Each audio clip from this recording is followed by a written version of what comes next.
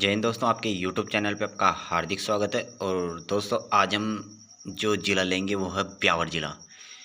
तो यदि आप हमारे यूट्यूब चैनल पर नए हो तो पिछले जो भी ज़िले हमने पढ़ा दिए उनको भी डिटेल में देख लेना। और कौन सा भी क्वेश्चन कल्चर, चाहे कल्चर हो या फिर इतिहास हो या फिर भूगोल हो, कोई सा भी क्वेश्चन आ जाए, जो हमने ज़िले पढ़ाए उनसे एक भी बाहर नहीं जाएगा। तो यदि आप नए हो तो उन वीडियो को ज़रूर देखना और बेल आइकन को प्रेस कर देना, ताकि जो भी वीडियो है जो सबसे पहले आपके पास आए। तो बिना देरी के चलते हैं आज का जिला, और वो कौन सा रहेगा? ब्यावर। ठीक है। और ब्यावर पहले आपको पता था कि ये अजमेर में था। ठीक है। और ये अजमेर से अब अलग हो गया है। और ये किन किन ज़िलों से अलग हुआ है वो भी आपको ध्यान रखना है। सब डिटेल में चर्चा करेंगे। तो अब इसकी गठन की बात करते हैं। तो इसका गठन हुआ था 4 अगस्त 2023 को। ठीक है। और ये किन जिलों को तोड़कर बनाया गया? तो ये मेन वैसे तो अजमेर में आता था, लेकिन इसकी कुछ सीमा पाली में भी है और भीलवाड़ा में भी है। तो इन तीनों में से थोड़ा थोड़ा मिलाकर ब्यावर जिले का निर्माण किया गया। तो यदि क्वेश्चन आ जाए कि ब्यावर जिला किन जिलों को तोड़कर बनाया गया, तो एक अजमेर, एक पाली, एक भीलवाड़ा। ठीक है, इंपॉर्टेंट रहेगा, याद रख लोगे।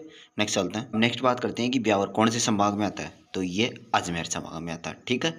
और इसमें उपखंड की बात करें तो 6 तो उपखंड है, और तहसीलें की बात करें तो 7 तहसीलें इसमें। ठीक है।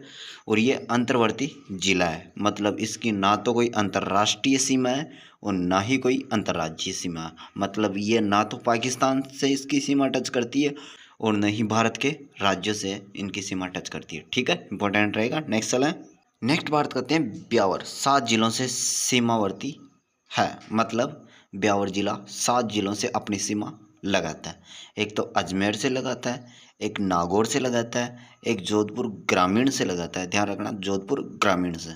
और एक पाली से लगाता है, एक राजसमंद से लगाता है, एक भीलवाड़ा से लगाता है और एक केकड़ी से लगाता है। ठीक है, इंपॉर्टेंट रहेगा। तो इन तीन तीन से तो लगाएगा, क्योंकि अजमेर, पाली और भीलवाड़ा, इनसे तो लगाएगा क्योंकि इनकी थोड़ी थोड़ी थोड़ी थोड़ी सीमा लेके ब्यावर जिले का निर्माण किया गया है।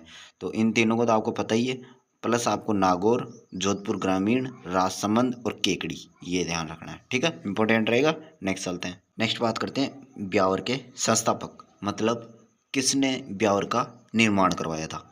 तो कर्नल डिक्सन ने ब्यावर का निर्माण करवाया था। अगर आपसे पूछ ले कि बरदर्रा कहाँ है, तो ये ब्यावर जिले में है। ठीक है, इंपॉर्टेंट रहेगा। नेक्स्ट ये इंपॉर्टेंट रहेगा कि बरदर्रा कहाँ है, तो बरदर्रा अब ब्यावर जिले में है। ठीक है। और नेक्स्ट शिवपुरा घाट दर्रा कहाँ है, तो ये शिवपुरा घाट दर्रा भी कहाँ है? ब्यावर जिले में। ये दोनों दर्रे अब पूछ ले तो ब्यावर जिले में बताना है। ठीक है, इंपॉर्टेंट रहेगा।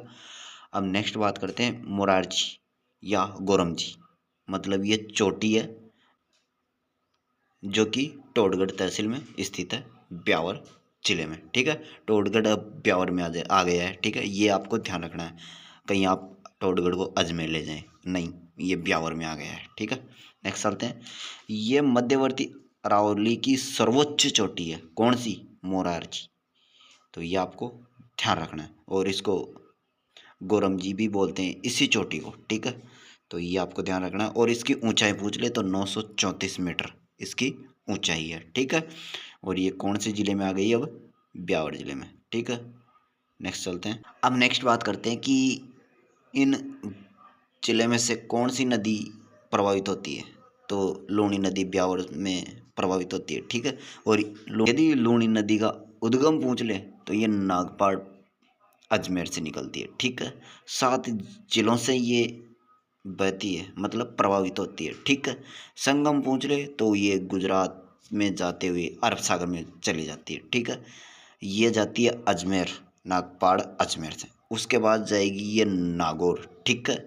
फिर उसके बाद में जाती है ये पाली। पाली में नहीं जाती, क्योंकि पाली की जो तहसील थी ना जेतारण, वो जेतारण अब आ गई है ब्यावर में। ठीक है। और ब्यावर अब बन गया है जिला।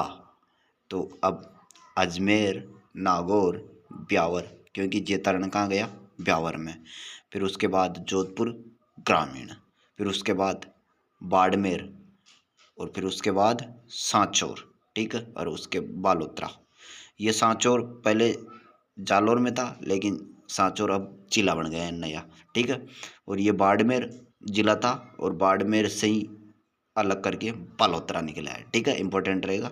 तो ये आपको 7 जिले याद रखना, अजमेर, नागौर, ब्यावर, जोधपुर ग्रामीण, बाड़मेर, बालोतरा और सांचौर, ठीक है, इंपॉर्टेंट रहेगा। नेक्स्ट चलते हैं। अब नेक्स्ट बात करते हैं श्री सीमेंट कारखाना। तो ये कहाँ स्थित है? तो ये ब्यावर जिले में स्थित है, ठीक है। क्वेश्चन आ जाए कि श्री सीमेंट कारखाना कहाँ स्थित है, किस जिले में स्थित है? तो ये ब्यावर जिले में स्थित है, ये आपको ध्यान रखना। तिलपट्टी उद्योग, तो ये भी ब्यावर जिले में स्थित है। खनिज, तो ब्यावर से कौन कौन से खनिज निकलते हैं, ये भी आपको ध्यान रखना है कि कौन कौन से खनिज निकलते हैं।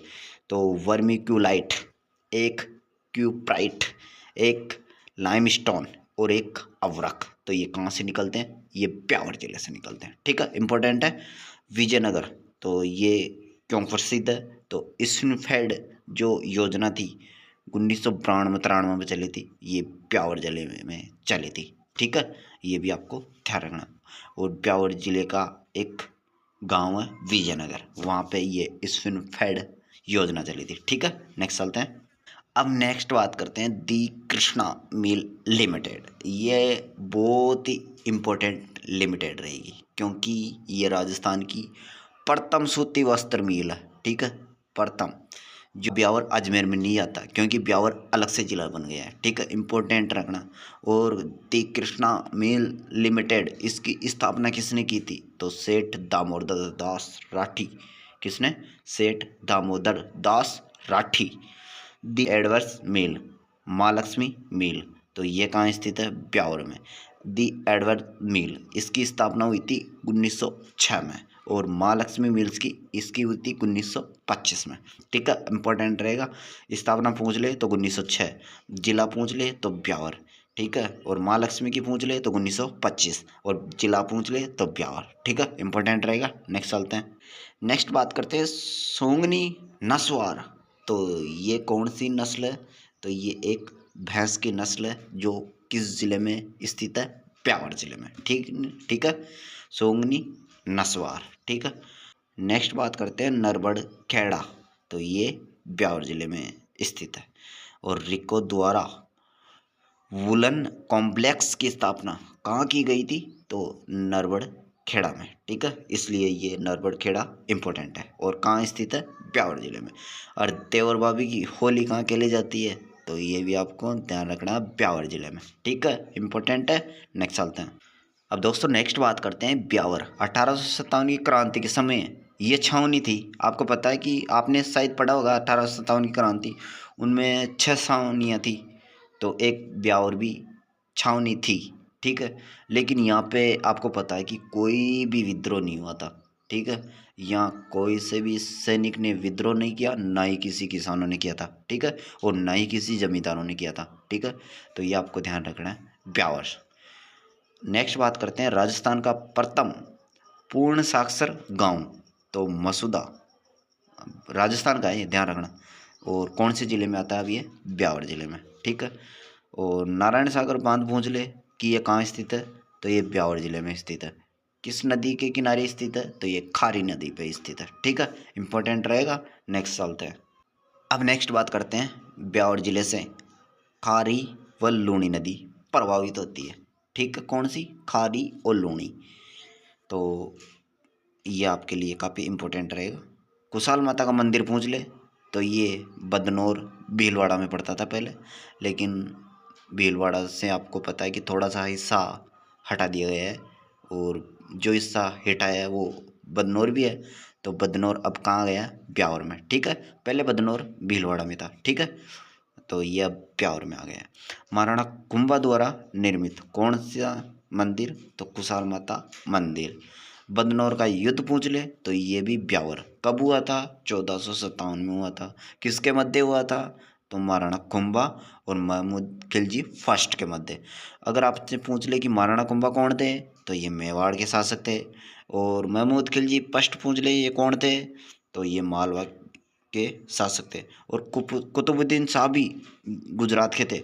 इन दोनों ने मिलके ये युद्ध किया था, ठीक है, लेकिन फिर भी ये दोनों हार गए और विजय किसकी हुई? महाराणा खुम्बा की, ठीक है। और विजय के उपलक्ष्य में कुशाल माता का मंदिर बनवाया था महाराणा खुम्बा ने, ठीक है। इंपॉर्टेंट रहेगा। नेक्स्ट चलते हैं। अब नेक्स्ट बात करते हैं गिरी सुमेर का युद्ध या जेतारण का युद्ध, ठीक है। तो जेतारण, ये जेतारण पहले पाली में पड़ता था और अब पढ़ने लग गया ब्यावर में। इंपॉर्टेंट रहेगा, ठीक है। आपको याद रखना है कि गिरी सुमेर का युद्ध कहाँ हुआ था, तो जेतारण पाली में, ठीक है। ऑप्शन आएगा जेतारण पाली, जेतारण ब्यावर, तो आपको ब्यावर ध्यान रखना है, जेतारण ब्यावर, ठीक है। इंपॉर्टेंट रहेगा। नेक्स्ट चलते हैं। गिरी सुमेर का युद्ध कब हुआ था, तो 5 जनवरी 1544 में हुआ था। किस किस के मध्य हुआ था, तो मालदेव और शेरशाह सूरी के मध्य हुआ था, ठीक है। इंपॉर्टेंट रहेगा। और मालदेव के आपको पता है कि 2 सेनापति थे, जेता और कुंपा। हालांकि मालदेव इन पे शक कर लिए थे और मालदेव इनको छोड़ के चले गए थे। शायद अगर मालदेव इनके साथ होते तो शायद शेरशाह सूरी उस दिन सलट गए होते, मतलब ये हार गए होते शायद। लेकिन मालदेव इन दोनों को यहाँ से अकेले ही छोड़ के चले गए, इसलिए शायद जेता और कुपा आज इस युद्ध में मारे गए। आज मतलब अभी नहीं, 5 जनवरी 1544 में, ठीक है। और शेरशाह सूरी ये विजेता हो गया था, लेकिन ये मतलब खूब संघर्ष के बाद इसको विजय मिली थी। लेकिन फिर विजय पाने के बाद इन्होंने एक बात बोली थी कि मैं एक मुट्ठी भर बाजरे के लिए लगभग हिंदुस्तान की साबाद खो देता। मतलब ये ऐसे बोलना चाह रहा था कि मैं ओनली जेतारण पाली, मतलब मालदेव को हराने के चक्कर में मेवा, ये मालदेव कहाँ का शासक है, तो ये मारवाड़ का है, ठीक है। ये आपको ध्यान रखना है। और ये जो शेरशाह सूरी है ये मारवाड़ पर अधिकार जताना चाहता था, मतलब अधिकार करना चाहता था। और ये पूरे हिंदुस्तान का बादशाह था। और ये थोड़ी सी मुट्ठी भर बाजरे के लिए, मतलब थोड़ी सी ज़मीन के लिए ये हिंदुस्तान की बादशाह को देता, मतलब ये यहाँ ख़त्म हो जाता था, ये पूरे हिंदुस्तान से बादशाह का नामो निशान ही हट जाता। इसलिए इसने ऐसे बोला था कि मैं एक मुट्ठी भर बाजरे के लिए हिंदुस्तान की बादशाह खो देता, ठीक है। इंपॉर्टेंट रहेगा, ठीक है। नेक्स्ट चलते हैं। और ये अपन इनकी डिटेल तो फिर अपन हिस्ट्री में बात करेंगे और इनकी पूरी कहानी सुनाएंगे कि क्या क्या हुआ था, क्या क्या नहीं हुआ था, ठीक है। और हिस्ट्री क्लासें भी अपन लेते आ रहे हैं। तो यदि आप हमारे यूट्यूब चैनल पर नए हो तो चैनल को सब्सक्राइब कर देना, आपको काफ़ी पसंद आएगी हमारी हिस्ट्री की क्लास है, ठीक है। नेक्स्ट चलते हैं। नेक्स्ट बात करते हैं टोडगढ़ दुर्ग। तो ये किस ज़िले में स्थित है, तो ये ब्यावर ज़िले में। अब ये टोडगढ़ पहले अजमेर में पड़ता था, अब ब्यावर में आ गया, ठीक है। और टोडगढ़ का मूल नाम पूछ ले तो ये इसका नाम क्या था, बोरासवाड़ा, ठीक है। और ये बोरासवाड़ा पहले गांव था और उस गांव के स्थान पर टोडगढ़ दुर्ग का निर्माण किया गया। तो ये पूछ ले कि कैसा दुर्ग है, तो ये गिरी दुर्ग है, ठीक है। किसके अनुसार, शुक्र नीति के अनुसार, ठीक है। निर्माण कर्नल जेम्स टोड ने करवाया था, ठीक है। तो ये भी आपको ध्यान रखना है। आर्थिक सहायता भीम सिंह सेकंड ने की थी। भीम सिंह सेकंड कहाँ के शासक थे, तो ये मेवाड़ के शासक थे, ठीक है। इंपॉर्टेंट रहेगा। रावली टोडगढ़ अभ्यारण्य के समीप कौन सा दुर्ग है, तो ये टोडगढ़ दुर्ग है, ठीक है। तो ये भी आपको ध्यान रखना है, ठीक है। नेक्स्ट चलते हैं। अब नेक्स्ट बात करते हैं टोडगढ़ जेल। ब्रिटिश सरकार के समय इसकी स्थापना हुई थी। इसमें भूप सिंह और गोपाल सिंह खरवा, इसमें भूप सिंह और गोपाल सिंह खरवा जो आप प्रमुख व्यक्तित्व पढ़ते हो, उसमें आपने भूप सिंह और गोपाल सिंह खरवा को तो पढ़ा ही होगा, काफ़ी इम्पोर्टेंट थे ये। और ये व्यक्तित्व के साथ साथ प्रमुख किसान आंदोलनों में भी इनका भाग रहा था, तो ये उसमें भी देखे जाते हैं। तो ये तो हमारे राजस्थान के प्रमुख वीर योद्धा थे और विद्वान थे, इनको कैसे भूल जाएं। भूप सिंह कौन, विजय सिंह पथिक, पुराना नाम भूप सिंह, मतलब ये विजय सिंह पथिक इनका नाम था, वो इम्पोर्टेंट रहेगा। और विजय सिंह पथिक किस किसान आंदोलन से जुड़े थे, तो ये बिचौलिया किसान आंदोलन से, सबसे बड़ा किसान आंदोलन था ना, उससे जुड़े थे ये, ठीक है। और गोपाल सिंह खरवा ये भी फरार हो गए थे भाई जेल में से, दोनों टोडगढ़ जेल में थे, दोनों ही फरार हो गए, लेकिन ये पकड़ में आ गए थे, कौन, गोपाल सिंह खरवा, और इनको जेल में बंद कर दिया गया। और पूछ ले कि गोपाल सिंह खरवा को कहाँ पकड़े गए तो सलीमाबाद में पकड़े गए। कौन सी जेल में भेजा गया तो तिंगड़ जेल में भेजा गया। ठीक है, इंपॉर्टेंट रहेगा। नेक्स्ट चलते हैं। अब नेक्स्ट बात करते हैं, बादशाह की सवारी कहाँ निकाली जाती है और बादशाह का मेला कहाँ भरता है। तो ये दोनों ही ब्यावर जिले में भरते हैं। ठीक है, इंपॉर्टेंट रहेगा। और बादशाह की होली ये नाथद्वारा राजसमंद, बादशाह की होली राजसमंद नाथद्वारा। ठीक है, इंपॉर्टेंट है। बादशाह की होली, बादशाह की सवारी ब्यावर, बादशाह का मेला ब्यावर और बादशाह की होली राजसमंद। ठीक है, तो बादशाह की सवारी जो अकबर का प्रधान नायक था बीरबल के द्वारा भैरव या मयूर नृत्य किया जाता है। किसमें? बादशाह की सवारी में। और ये किनके द्वारा किया गया था तो टोडरमल के द्वारा किया गया था। ठीक है, इंपॉर्टेंट रहेगा। बादशाह दुर्ग पहुँच ले तो बादशाह दुर्ग बयाना भरतपुर में स्थित है। ठीक है, तो ये आपको चारों इंपॉर्टेंट रखना है। बादशाह की सवारी, बादशाह का मेला ये ब्यावर में, बादशाह की होली नाथद्वारा राजसमंद में और बादशाह दुर्ग बयाना भरतपुर में। ठीक है, इंपॉर्टेंट रहेगा। नेक्स्ट चलते हैं। नेक्स्ट बात करते हैं तेजा चौक, सबसे बड़ा चौक कौन सा? तेजा चौक ब्यावर जिले में स्थित है। ठीक है, इंपॉर्टेंट रहेगा।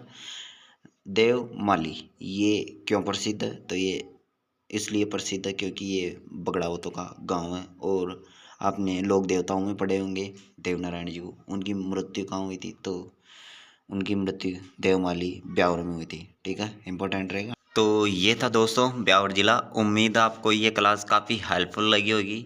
और नेक्स्ट हम लेके आएंगे साफरा। यदि आप हमारे यूट्यूब चैनल पर नए हो तो चैनल को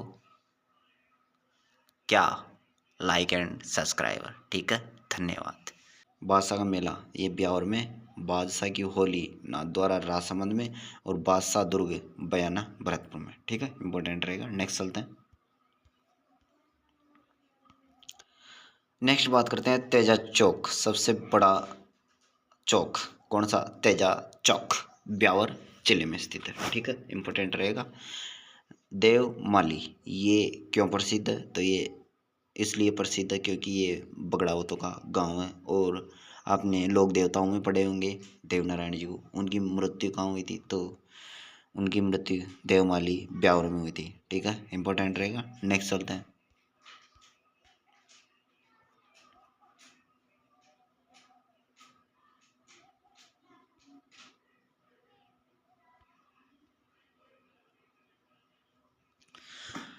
तो ये था दोस्तों ब्यावर जिला। उम्मीद आपको ये क्लास काफ़ी हेल्पफुल लगी होगी। और नेक्स्ट हम लेके आएंगे साफरा।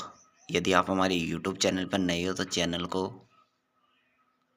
क्या लाइक एंड सब्सक्राइबर। ठीक है, धन्यवाद।